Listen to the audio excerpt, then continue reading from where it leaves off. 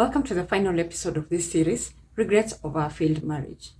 Now, like most people, I did not get into my marriage with the fear that it will fall apart. No one gets married to walk out of that marriage or to end up in divorce. We have great dreams, we have hope and aspirations of growing all together and watching our children grow to become men and women who will stand on their own feet. And so I prayed, and as a Christian, when we got into trouble, I prayed even more fervently. I prayed pleading that God would take away the struggles of this marriage and the stresses and the pain that it was causing me, that would have peace. But as I did those prayers, which were good, I mean, as a Christian, you bring matters to Christ in prayer. But when I think about the kind of prayer I said, this is what I believe that prayer was. It was a selfish prayer. It is a prayer that today I call reporting your spouse to God in prayer, where you're bringing this other party before God and saying, please cause them to be more gentle, please cause them to be more kind, please cause them to see that what they did is wrong, and you go on and on. And it sounds like a good prayer because you're spending time before God. But when I think about it today, I think that was not maybe the right prayer to say. Maybe the right prayer should have been me focusing on my issue. Think about a moment when your marriage has been strained and you believe strongly that the other party is a greater offender, and you are convinced and you're going to God in prayer, crying and asking that God would open their eyes. You're saying a very genuine prayer. Lord, please open their eyes, cause them to realize that what they're doing is wrong, and you go on and on.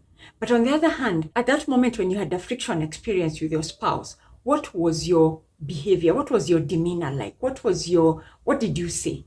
How did you react?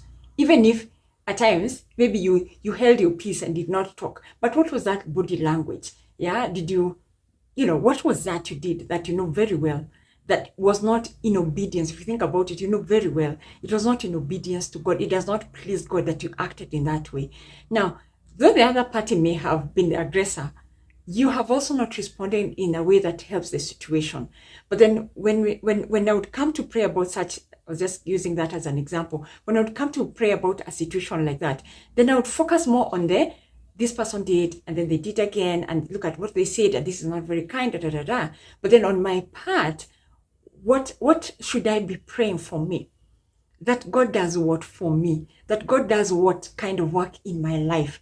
That He helps me to react in what ways? Because that attitude, that walking away, that rolling eye, that keeping quiet but with an attitude which, even if you don't say nothing to this other person, God can see your heart. He knows that does not please Him. He does not like that you have thought that way, that you have acted in that way. So at that point, when you're bringing your marriage to prayer and you're pleading that God helps this situation, that you can work again together without friction and all, what are you doing? How much time are you spending calling on God to work on the other party, and compared to what it is you're asking Him to do in you? And so what I believe I should have done, what I wish I knew to do better, was to spend time looking into me and say, God, I know I was upset. This person said this, or this person acted in this way, but I did not respond right. Help me, Father, that I would be careful in the way I react back, that I would be careful in the things I say back, that I would be careful in the way I act.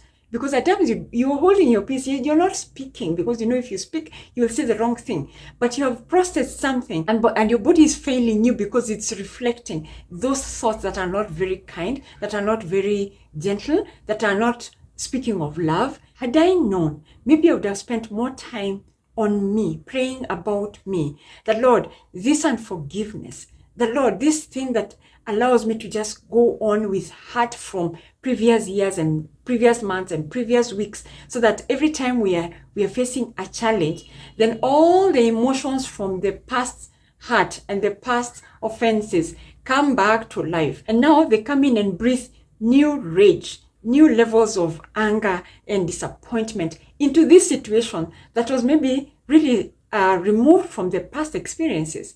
That had I known that there was those things, maybe that's where I should have spent more of my time. And I believe, today I strongly believe, that as we spend time talking to God about us, asking Him to speak to us and shine a light on those corners that are dark, those actions and behaviors and thoughts that are not godly, that do not please him, those things that are in us, because they are locked within me. When I process a thought that is not godly, regardless of the circumstance, it's not the other party who is processing that thought. That thought is within me. And so I wish I would have allowed God to come in and shine a light on those areas that need to be exposed, because those areas that need to be exposed, unfortunately, come out when we're in the middle of arguing and what have you. And in that moment when you're arguing and disagreeing, and then you spit out of your mouth something so rogue, something so unkind, so hurting, that didn't come out from the other party's mouth. It came out from you. It came out from your heart. The mouth speaketh out of the fullness of the heart. So when that comes out of your mouth,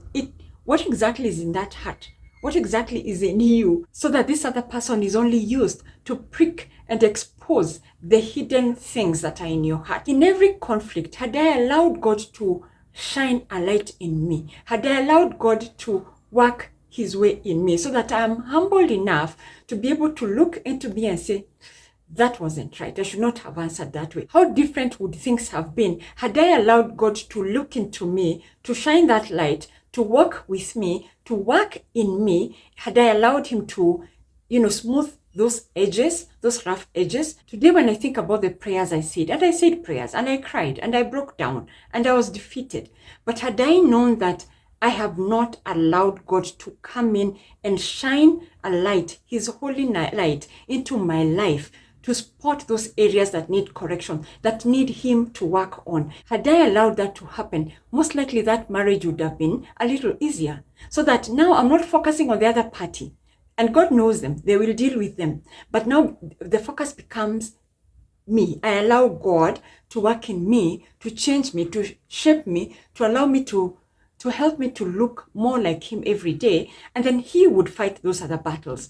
Had I known that sitting in anger and frustration and crying and unforgiveness and all these things that I had carried in my heart, had I known that those things are blocking me from hearing God speak to me about my character, had I known that, I would have allowed God to come into my life and to just flood me with his presence and teach me and guide me and shape me. But at times we are so caught up in the pain and the hassle and the struggle and the physical wanting to fix the problem and especially change the other party, that we forget that God is trying to do a specific work in my life as an individual. God is trying to do something in your life as an individual. There could be something you're dealing with that does not help this marriage.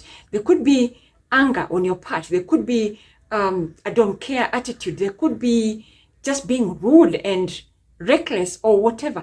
There could be something that God is trying to work in you. But because there's so much turmoil going on, and especially in a marriage which is not steady, there's so much turmoil and all you see is the mistake of the other party. I would encourage you to pause for a moment and reflect on who you are. Whether you want to call it who I have become. Maybe it's things you didn't know about yourself that you're discovering and thinking, oh, I have become so angry of late. I've become so unforgiving on late. And you want to explain all these emotions based on the space you're in, that this marriage has turned you into a very toxic person. It's most likely that there's something in you that is part of who you are, that is every time this person pokes it, it just comes out naturally. Think about the things you feel you have become out of your marriage.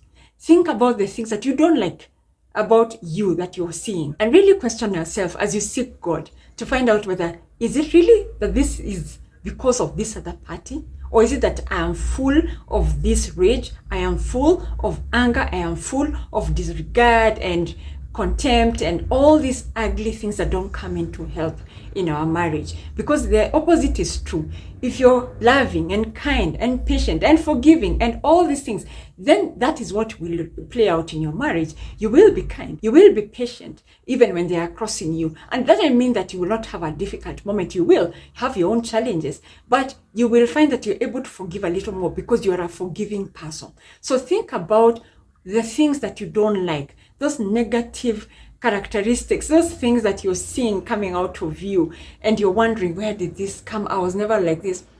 maybe that is who you are. Only that in this case, you've been put in this situation, and now these things are coming up. You're in this difficult moment in your marriage, and now all these ugly things are coming out at the surface, and you can now see them, and you don't recognize them because you don't think they are part of you. My advice would be, if you're in a difficult marriage and you're not agreeing on little small matters, I'm not talking about violence in a marriage. I'm talking about the everyday things that we keep stepping on each other's toes about.